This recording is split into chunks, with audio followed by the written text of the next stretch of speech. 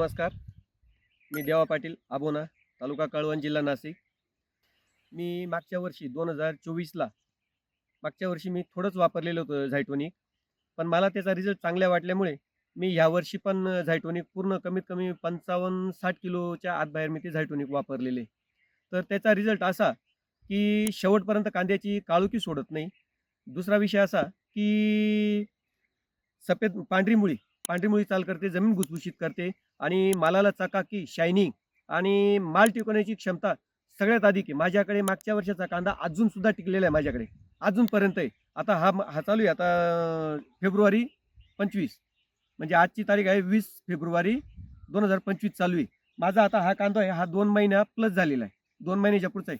तुम्ही बघू शकतात, की त्याला काळोखी, त्याच्यानंतर त्याची गाठ म्हणजे आमच्याकडे जांग म्हटली जाते.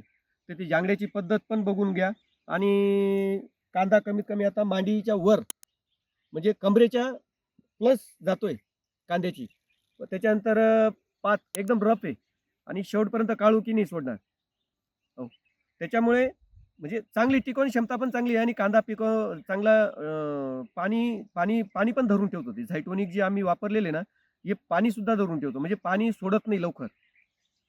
म्हणजे पाण्याचा पण प्रभाव कमी होतो. एक पाण्याचा कमीत कमी कमी बसतं. मी 3.5 महिन्यामध्ये कांदा उपटूनच घेतो. 3.5 महिन्याच्या पुढे कांदा ठेवत नाही. 3.5 महिन्यात माझा माल तयार होऊन जातो. धन्यवाद.